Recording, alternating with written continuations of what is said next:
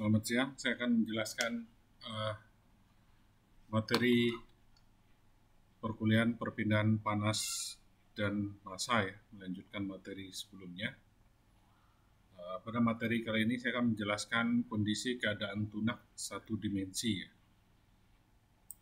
Atau kalau kita lihat di pembahasan yang lain itu judulnya biasanya perpindahan konduksi pada material komposit. Oke, keadaan tunak satu dimensi atau keadaan steady satu dimensi ini dinding datar ya. Basic persamaannya sama, itu basic persamaan perpindahan panas konduksi. Jadi laju perpindahan panas konduksi Q sama dengan min K kali A, mana K ini konduktivitas termal ya. A ini luas penampang dt per dx, atau Q sama dengan K kali A T2 dikurang T1 dibagi delta X, atau Q sama dengan K kali A dibagi delta X T1 dikurang T2, itu sama saja. Ini bila mana konduktivitas termal bahan tetap, jadi konduktivitas termal bahannya tetap, tebal dinding adalah delta X, jadi kalau lihat gambar ini, sedang T1 dan T2 adalah suhu permukaan dinding, lihat pada gambar berikut. Jadi di sini tebal dindingnya ini ya, tebal dindingnya delta X, ini profil suhunya. Jadi kalau profil menurun ini artinya T1-nya lebih besar daripada T2 ya. Terus berapa laju perpindahan panasnya? Oke, atau berikut. Nah, itu kalau materialnya, jadi di yang sebelumnya ini hanya tebal dinding atau dindingnya hanya satu jenis saja ya, atau satu bahan saja. Bagaimana kalau bahannya itu berlapis ya, atau komposit? Jika dalam sistem tersebut terdapat lebih dari satu macam bahan, jadi macamnya ini ada, kalau kita lihat ini ada ABC, dan terdiri dari beberapa lapis dinding seperti lihat pada gambar berikut. Q, ini A luas penampangnya ya, cuma ini dindingnya ada 3 lapis ABC ya. Berapa laju perpindahan panasnya? Jadi keadaan aliran kalornya dapat dituliskan sebagai berikut. Q sama dengan min KA A T2 dikurang T1 dibagi delta XA, atau sama dengan min KB dikali A T3 dikurang T2 dibagi delta XB, atau min KC sama dengan kali A T4 dikurang T3 dibagi delta XC. Atau kalau ini kita gabung, maka untuk material komposit atau beberapa jenis material yang berbeda, itu Q-nya dapat kita hitung menggunakan persamaan T1 dikurang T4 dibagi delta XA dibagi KA dikali A ditambah delta XB dibagi KB dikali A ditambah delta XC KC dikali A. Ini keadaan sama masih, di mana delta XA dibagi KA dikali A atau delta XB dibagi KB dikali A atau delta XC dibagi KC dikali A ini disebut sebagai tahanan termal. Ini yang dinamakan sebagai tahanan termal. Jadi tahanan termal tersebut bisa kita analogikan sebagai rangkaian listrik ya. Jadi dari gambar dapat juga kita buat analogi listriknya. Jadi ini RA, RB, dan RC. Jadi analogi listrik ini biasanya digunakan untuk mudah memecahkan soal-soal rumit, baik seri maupun bentuknya paralel. Jadi delta XA dibagi KA dikali A delta SB. Jadi kita anggap ini RA, RB, dan RC ya, jadi rangkaiannya. Berarti RA sendiri delta XA dibagi KA dikali A, RB itu delta SB KB dikali A, RC delta SC KC dikali A. Persamaan aliran kalor satu dimensi dapat juga dituliskan sebagai berikut apabila kasusnya seperti gambar berikut ini.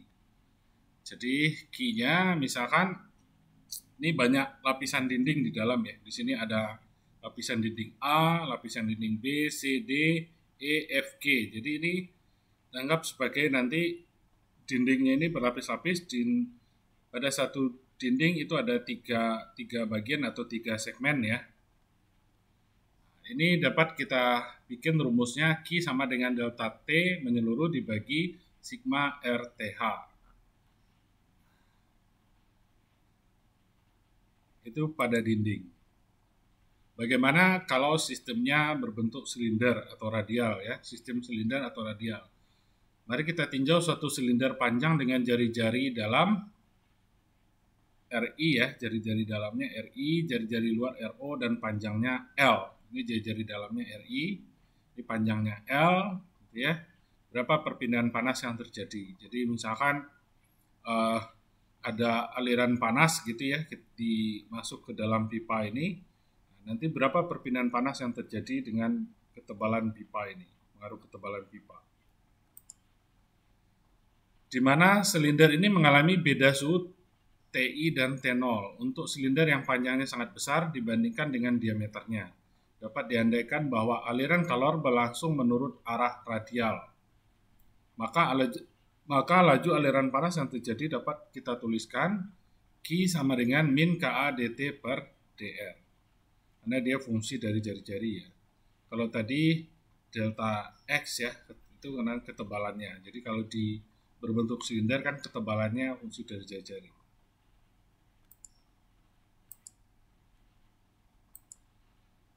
Maka di mana A sama dengan 2pi R kali L ya. A ini 2pi R kali L. Pi R kali R ini kan keliling ya. Pi kali R kali L. Maka Q sama dengan 2pi R kali L dikali K dt per dr. Ini luas ya, maksudnya A ini luasnya, luas penampangnya 2pi R kali L, maka Q sama dengan min 2pi R kali L dikali K dt per dr. Ini sama, basic rumusnya sama ya, rumus sebelumnya itu kan K kali A ya. Jadi kalau di sini A-nya sama dengan 2pi R kali L. Dengan kondisi batas T sama dengan TI pada R sama dengan RI. T sama dengan T0 pada R sama dengan R0.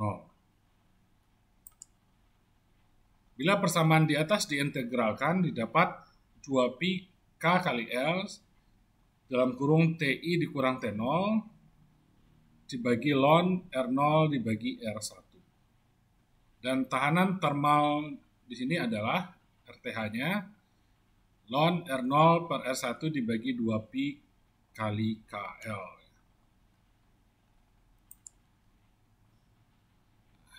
Jadi ini kalau kita lihat yang tadi ya, analogi listriknya sama ya dengan gambar sebelumnya yang saya jelaskan, bahwasanya di sini ada katakan ini temperatur ya. Jadi di sini ada fluida A, ini fluida B. Jadi berapa perpindahan panas nanti yang terjadi di antara ini fluida A dengan fluida B, laju perpindahan panasnya. Di sini TA gitu ya. Nah, di sini TB, di dindingnya T1, T2. Berarti T1 ini kalau terjadi gradien suhu ya. Jadi kalau gradien berarti sini jadi penurunannya. Berarti T1 lebih besar daripada T2. Di sini data X, ini ada K, konduktivitas termal bahan ini. Berarti ini TA, ini TB, berarti T1, T2 ya. Berarti di sini 1 per H1 dikali A, karena di sini H1 ya, di sini ada ininya, apa namanya, cairan ya atau fluida, berarti di sini kan perpindahan panasnya secara konveksi ya. Jadi T1-nya secara konveksi 1 per H1 dikali A. Terus pada dinding itu perpindahan panas konduksi yang terjadi data K dikali A, terus di fluida lagi 1 per H2 dikali A. Jadi kalau ini saya gabung, jadi laju perpindahan panasnya TA dikurang TB 1 per H1 dikali A ditambah delta X dibagi K kali A ditambah 1 per H2 dikali A. Q atau kita sederhanakan Q sama dengan U ya, U perpindahan panas koefisien menyeluruh dikali A dibagi delta T. Dimana U0 ini 1 per H ini ya. 1 per H1, 1 per H1 ditambah delta X per K 1 per H2. U itu dikenal juga dengan koefisien perpindahan panas menyeluruh. Oke, berikutnya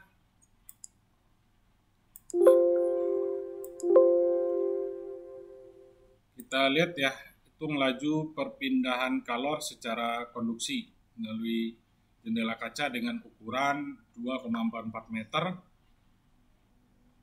kali 3,05 meter, tebalnya 1,27 cm. Suhu bagian dalam kaca 23,9 derajat Celcius dan udara luar pada 30 derajat Celcius. Di mana K ya, konduktivitas termal untuk kaca itu adalah 0,865 watt meter Celcius. Jawab persamaan. Jadi di sini ada laju, kita disuruh menghitung laju perpindahan panas secara konduksi. Jadi ukuran kacanya 2,44 meter kali 3,05, tebalnya 1,27. Ya, kalian bisa gambarkan ininya ya.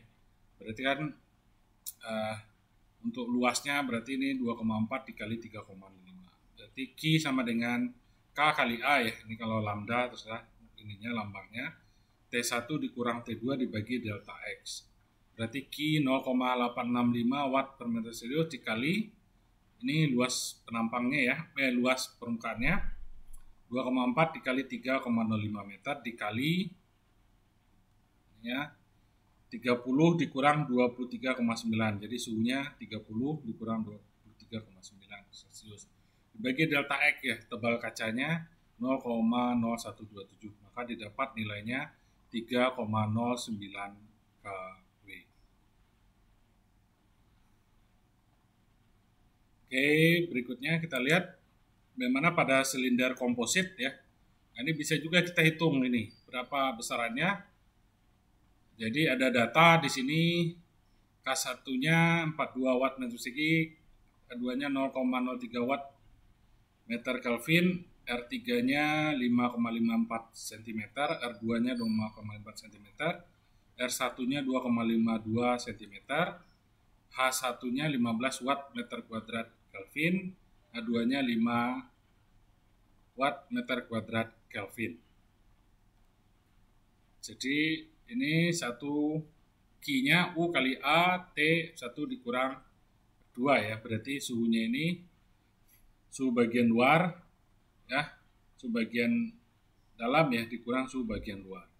Atau U-nya sama dengan kalau bentuknya seperti ini kan ada R1 ya berarti yang dalam ya, R2 ini R3. Berarti ini satu, kita cari dulu, kita lihat ini rumus umumnya ini ya, koefisien U kali A TF1 dikurang TF2. U ini kan koefisien perpindahan panasnya. Jadi 1 per 1 kali H1 ditambah, nah ini sigma ya, karena ini ada 3, jadi ini tinggal ditambahkan aja di sini. Jadi R1-nya berapa, lambda 1-nya lambda 2.